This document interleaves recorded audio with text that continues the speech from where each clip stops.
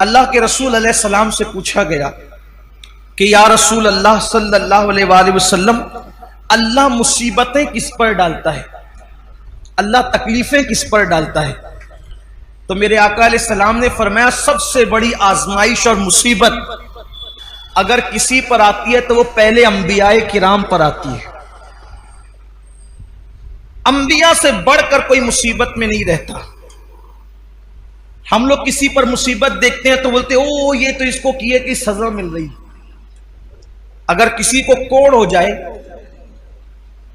कोई कोड़ी हो जाए, कोढ़, किसी को जुजाम हो जाए, कोई नाबीना हो जाए, अंधा हो जाए, तो लोग उसके बारे में मजहबी महफिलों में भी डिस्कस करते हैं कि उसको उसके किए की सजा मिल रही है। अल्लाह से माफी मांगो, ना कहा करो। उसकी वजह यह है, अगर वो मोमिन है, अगर वो मोमिन है और कोड़ी हो गया, जुजामी हो गया, है मुसलमान, तो अल्लाह तबारक व ताला उन लोगों को उस वक्त जन्नत में दाखिल फरमाएगा। अभी तक लोग कब्रों से कुछ उठे होंगे, कुछ उठने वाले होंगे, उससे पहले अल्लाह उनको जन्नत में दाखिल फरमाएगा। मैं अभी हदीस पढ़ूंगा उस पर आपके सामने। इसलिए किसी मुसलमान की तकलीफ पर कोई डिस्कस ना किया करें। किसी मुसलमान की मुसीबत पर कोई, कुछ लोग नाबीना होने पर भी कोई अंधा हो गया, अच्छा था अंधा हो गया, उस पर मजाक उड़ाते हैं। मजहबी हल्कों में बाज़ाब्ता स्टेजों पर मजाक उड़ाया गया उन बुजुर्गों का जिनको आखिरी उम्र में लंबी उम्र होने की वजह से या ज़ौफ होने की वजह से आंखों की बीनाई चली गई थी। क्या क्या उनको नाम दिए गए। हालांकि लोग ये भूल गए कि हिब्रुल उम्मा, रईसुल मुफस्सिरीन सैयदना अब्दुल्ला इब्ने अब्बास रदी अल्लाह ताला अन्हु भी आखिरी उम्र में नाबीना हो गए थे। लोग कहते हैं अपने किए की सजा भुगत रहे। मैं कहता हूं इब्ने अब्बास ने क्या किया था। हजरत जाबिर इब्ने अब्दुल्ला अंसारी, जिनके घर हुजूर अलैहि सलाम की दावत मशहूर है, आखिरी उम्र में वो नाबीना हो गए थे। कई सहाबा के नाम लिए जा सकते हैं जो आखिरी उम्र में नाबीना हो गए थे। लेकिन यहां तो बस इल्म नहीं है, बल्कि अगर कुछ पढ़ा, हमने कुछ पढ़ भी लिया है तो हमारे इल्म पर हमारी जिहालत गालिब आती है। किसी भी मुसलमान और मोमिन को तकलीफ में देखो, हमने कोई उस पर डिस्कस नहीं करना, बस ये दुआ करना अल्लाह इसकी मुश्किल आसान कर दे और हमें इस मुसीबत से बचा ले। जो लोग नाबीना हो जाएं और मुसलमान है, जो नाबीना हो जाए मुसलमान है, या पैदाइशी नाबीना हो या बाद में अंधे हो जाए बुढ़ापे की वजह से या किसी मर्ज की वजह से, किसी तकलीफ की वजह से, उनके लिए बशारत यह है कि औरों के लिए अल्लाह तबारक व ताला कभी कभी तजल्ली फरमाएगा, यानी कभी कभी पर्दे उठा करके उनको अपना दीदार कराएगा। लेकिन जो नाबीना हो गए थे, अल्लाह फरमाएगा मैंने तुमसे आंखें छीन ली थी और तुमने उस पर सब्र किया था, अब जब तक तुम चाहते रहोगे मैं तुम्हें दीदार अता करता रहूंगा। जब तक चाहते रहोगे मैं तुम्हें दीदार अता, मगर शर्त यह है कि वो सब्र करें। देखो मुसीबत आए तो सब्र शर्त है। मुसीबत, जो मुसीबत में वाहवेला करे नाकाम है, मुसीबत में शिकवा करे नाकाम है, मुसीबत में शिकायत करे नाकाम है। लेकिन जो सब्र करे, सब्र असल चीज है। सब्र, सारे इनामात उस वक्त मिलेंगे जब वो सब्र करे। आका अलैहिस्सलाम ने फरमाया सबसे ज्यादा मुसीबत नबियों पर आती है, फिर जो नबियों से करीब होते हैं उन पर आती है, फिर जो उनसे करीब होते हैं उन पर आती है। यानी मुसीबतें हैं किसके लिए? बल्कि एक हदीस पाक ये भी है, अल्लाह के रसूल अलैहिस्सलाम वुजू कर रहे थे। यहां पर थोड़ा इश्क रसूल का बाब भी खुलेगा, वाह होगा, इश्क रसूल का बाब भी वाह होगा, और हम देखेंगे कि हम में कौन आशिक रसूल है। हुजूर अलैहिस्सलाम वुजू फरमा रहे थे और पानी हुजूर अलैहिस्सलाम के वुजू का ढलान की तरफ बह रहा था।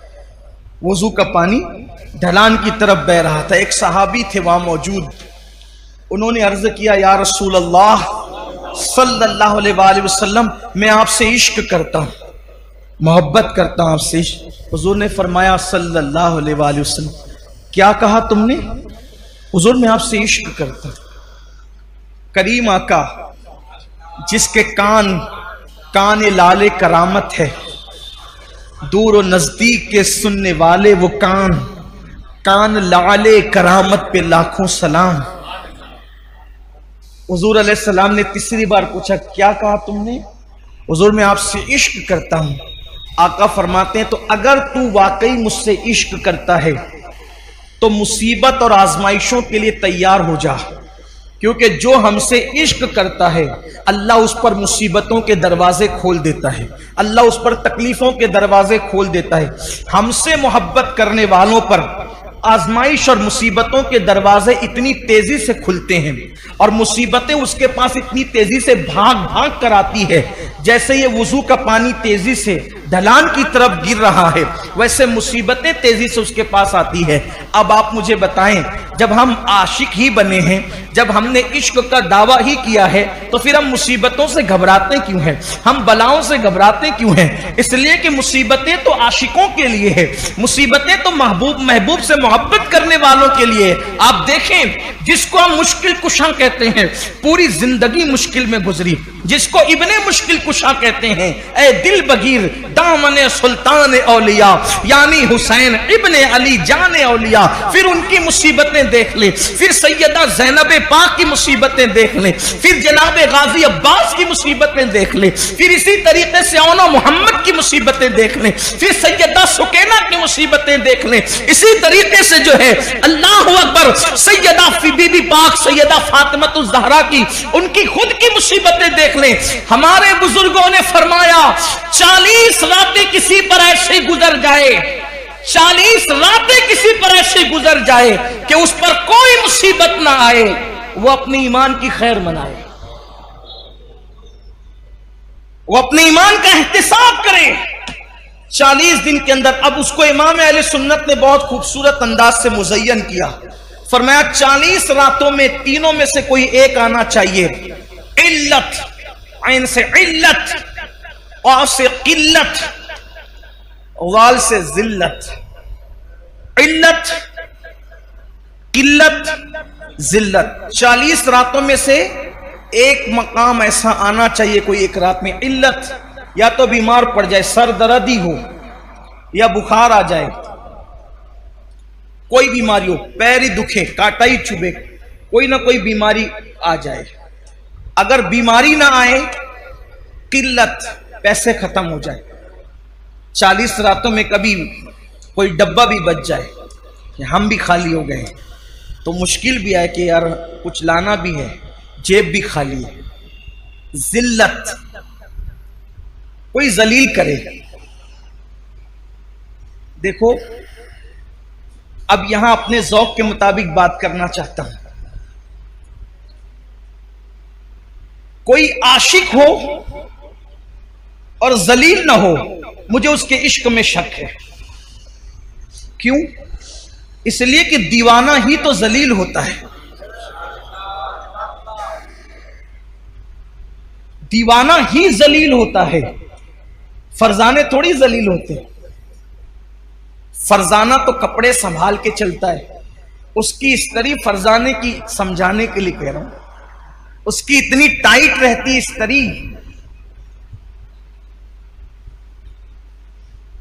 कि वो जो स्त्री ने इस्तरी की है तो उसके फन को भी लोग हैरत से देखते हैं।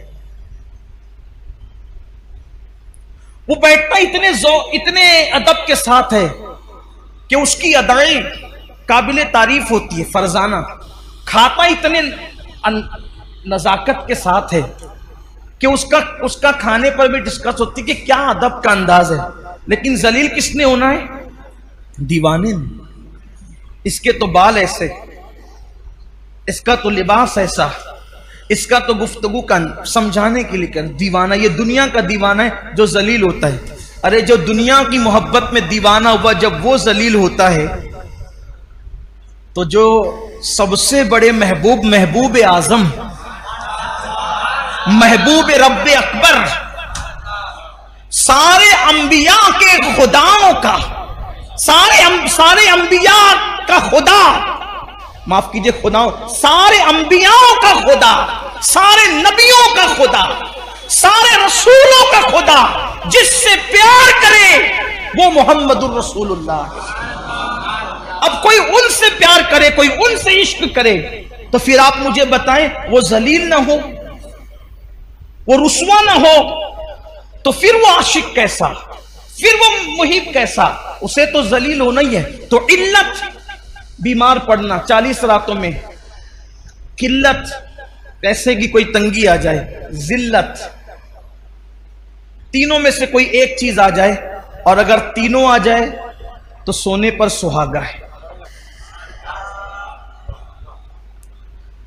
मैं यहां पहुंचकर तो यह जरूर कहता हूं कि 40 रातें नहीं, बल्कि शुक्र के तौर पे कहता हूं कि 10 से 11वीं रात नहीं आती, 2 चीजों से तो साबका पड़ते ही रहता है।